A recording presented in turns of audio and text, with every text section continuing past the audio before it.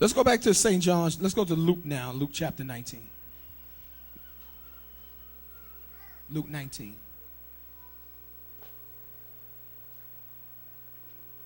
In verse 41. Luke 19, verse 41. We're going to start there. Read. And when he was come near, Read on. He beheld the city. When he was come to Jerusalem, when he was come near Jerusalem, he beheld the city. Read on. And wept over it. And did what? Wept over it. Okay, here we go. Jesus again crying. Valuable lesson to be taught. Why? Because he's a crybaby? Like, why is he crying? He's showing us the things that he cares about. The things that he loves. Did he come to New York and look at it and wept or weep? Okay, for those of you, I love New York. Well, not Jesus Christ. Huh? Not him, okay? For you that love where you from, talking about damn Bed-Stuy, never die. Did he go there and cry? Nope. No. Some of you want to claim cities, okay? All these cities are going to be on fire, right? Right.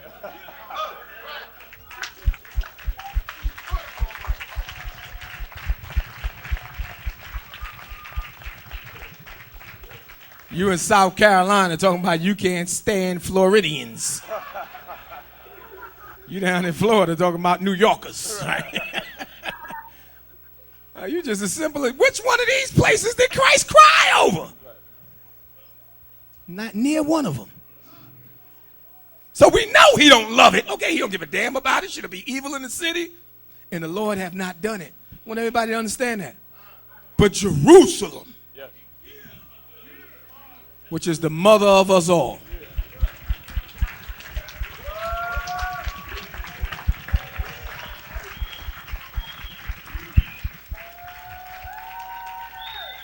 Read it again, Luke chapter 19, verse 41. Read. And when he was come near, he beheld the city. He looked at Jerusalem. Read on. And wept. And did what? And wept. Read on. Over it. Read on. Saying, if thou hadst known, even thou, at least in this thy day, the things which belong unto thy peace. If you only knew how to keep the peace, if this city that's called peace, you only knew how to keep it in the day that you about to lose it, in this day, where it ain't going to be no peace in Jerusalem, where all your children is about to be eradicated and exiled out of this city. If you only knew. So he cried. Because that was the place that he loved, the home of the people. He gave that place to the home, to be home to the people that he loved. And now there was going to be no more. You think that it wasn't emotional for God? It was emotional. Now the Gentiles was going in. Up until this very day, right here. You want to know how the Lord feels about that? Okay, right here. If you want to know, right here. It bothers him. Think the so-called Jew is safe. It bothers him. He's going to be bothered until they're gone and we back, okay?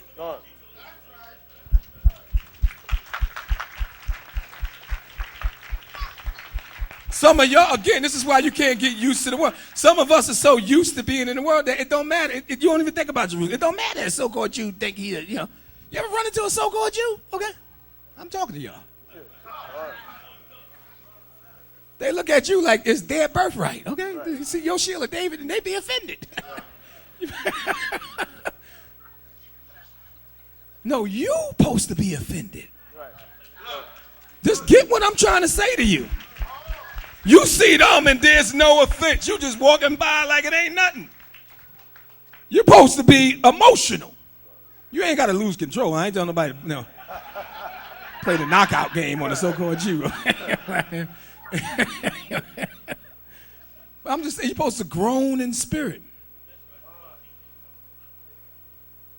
He beheld the city and wept on it and wept over it and said, if you only knew the things that pertain to your peace. But now they're gone. What did he say? Read on. But now they are hid from thine eyes. Meaning that the Israelites, the kingdom of Judah is about to be out of there. He's going to go into how it's going to be besieged, and this is what's going to lead to the last remaining tribes no longer being in Jerusalem. He cried over that. Right? Why did God give us emotions? so we can express them, okay? Well, emotions is expressive. Somebody be like, I'm not emotional. You ain't got to be emotional, but you got emotions, okay? So stop being a liar. Okay? Nobody asks you to be emotional, but you have emotions for a reason. It shows people things. And it also shows you some things about yourself. Yeah, some people, their phone fell on the floor. They get cry like hell, okay? That's the third phone this month. That show you something about yourself, okay? You love that damn. What was it, the apps? You love your phone more than you love your kids. Your kids break their leg. You be like, boy, shut up, okay? Take it like a man.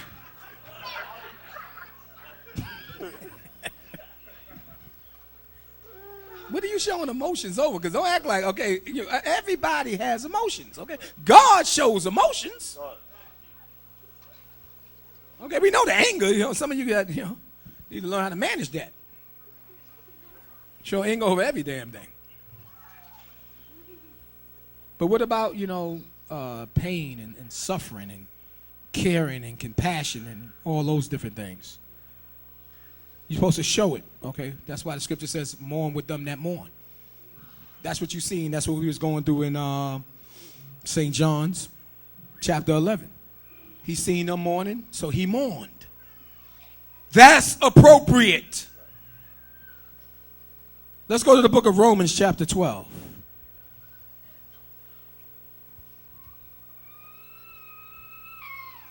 Now, this is not, again, this is, like I said, people got to know what to mourn over. I ain't telling you to go home and argue. Like, you don't mourn with me. I already know Satan is working, okay? On some arguments tonight. You don't love me? What you mourning over, okay? Is it appropriate? Like I said, if it's a broke phone, then that's something else, okay? If it ain't nothing nobody can see, okay? Like, you just got some issues that is invisible issues. You can't really expect people to mourn. They got to be able to see the pain and the hurt, okay? They got to be able to see the situation, okay? You just don't wake up like, I'm in a dark place. And expect sympathy, okay?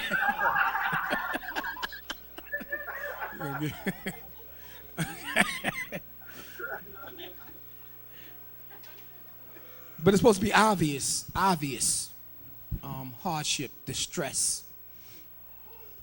Obvious distress. Romans chapter 12, verse 15. Let's look at that. Romans chapter 12, verse 15. Read it. Rejoice with them that do rejoice. Do what? Rejoice with them that do rejoice. Read on. And weep with them that weep. Okay, so this is what you've seen Christ do. He saw Martha, he saw Mary, he seen the Jews, and he couldn't take it because of the way that he felt about them, and it caused him to break down. Because he loved them, and people said, look at how much, because of the open show of emotion. Look at how he loves them. Like there's a lot of phoniness. That wasn't phony. You understand that? You got people coming to you, and they phony. Let's go to the book of Job, chapter 2. A lot of people want you to say they're compassionate. Remember when you was down and out? Who was there?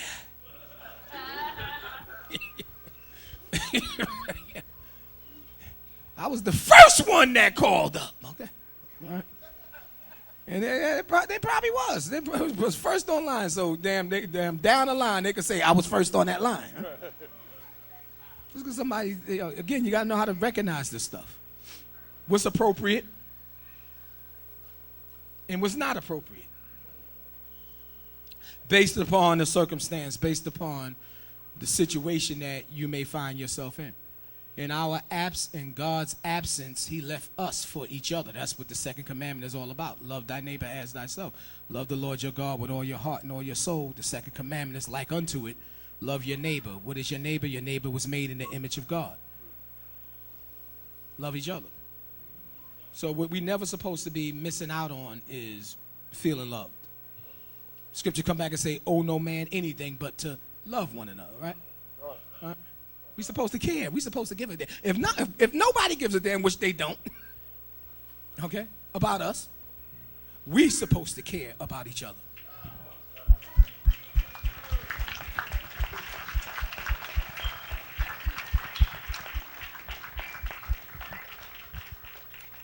Job chapter 2, verse 11. Let's look at this now. Job chapter 2, verse 11. Read it. Now when Job's 3 friends heard of all this evil that was come upon him. Y'all know what happened to Job, right? We still in Job in the Sabbath? We still there? Yeah. Children died. You know, that was one of his greatest fears. You know, he was righteous. Okay, you can't vouch for your children. Okay. Yeah, y'all heard what I said. You're looking at it. Can't vouch for your children. Somebody's children go off. You want to say, what you heard? That's Bunadun's son. It was like, Bunadun, like, listen, I taught that boy the best way I know how. Okay.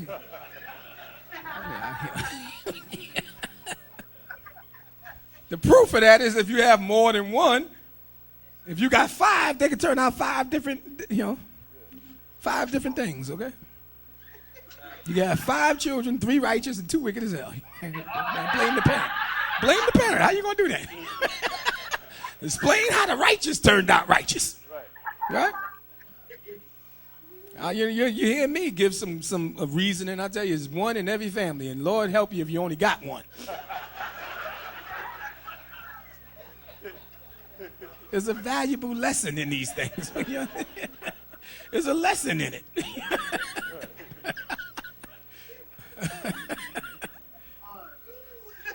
But Job was so worried about his children that he made sure that he was sacrificing for them, and he just wanted to make sure that everything was okay with God. And his children all of his kids ended up dying, right? His fortune was lost. His wife told him to curse God and die, and he looked at her and said, you like one of the foolish women, okay? He was strong in the beginning of the hardship.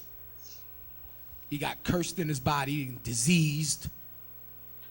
So I'm picking up from that point. We only in chapter 2, okay? That's all that happened in chapter 1, ain't that? Chapter 2, verse 11. Read it. Now when Job's 3 friends heard of all this evil that was come upon him. Yeah, these are 3 friends now. These are close friends. These are buddies and pals and chums. BFFs. Right?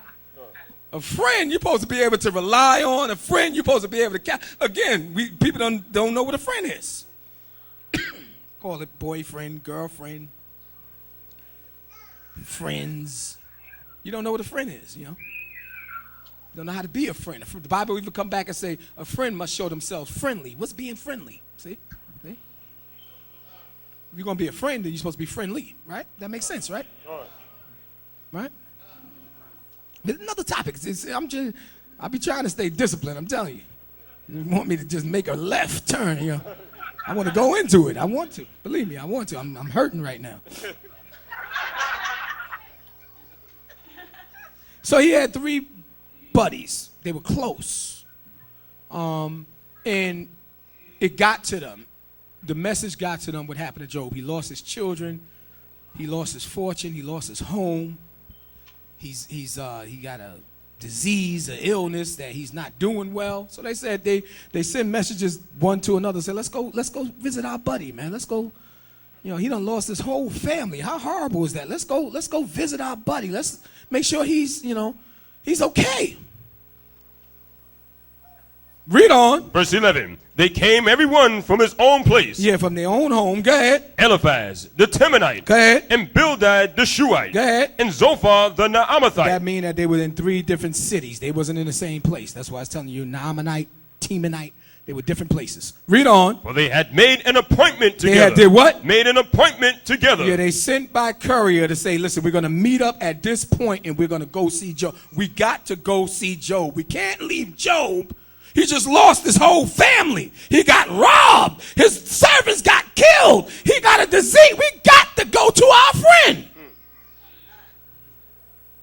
They made an appointment together. Read on. To come to mourn with him. To come to mourn with him. To come to mourn with him. To come to mourn with him. Read on. And to comfort him. And to comfort him. Mourn with those that mourn. See that? Yes.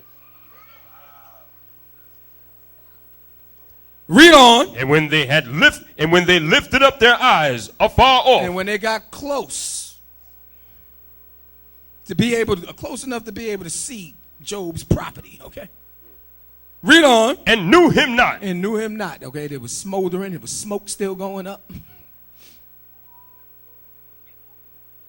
Just imagine somebody was just a beautiful property and you come, you know, somebody's house caught on fire and you got there and you see the house destroyed. Not only that, they didn't even recognize him. That's how jacked up he was. He was unrecognizable. As soon as they seen him, read on. They lifted up their voice and wept. And they cried. They cried. They didn't know it was that bad. I mean, it was bad. But then when they seen it, they couldn't even imagine it was that bad at what they was witnessing with their eyes. So what did they do? Read on. And they rent everyone his mantle and sprinkled dust upon their heads toward heaven. They said, okay, he ain't going to be looking that bad, and we're going to be sitting up here looking good. They start ripping their clothes and putting dust on their head. And they didn't come shining, okay?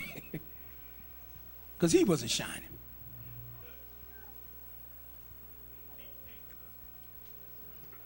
Read on. Verse 13. So they sat down with him upon the ground. What did they do? Sat down with him upon the ground. Read on. 7 days and 7 nights. Yeah, they just, you know what they did? They came and they just joined him. They ain't say nothing to him. What do you say? So they just sat there with him. Let's read it. What does it say? They sat. So verse 13, read it again. So they sat down with him upon the ground. Read on. 7 days and 7 nights. Read on. And none spake a word unto him. Yeah, what can you say? Right.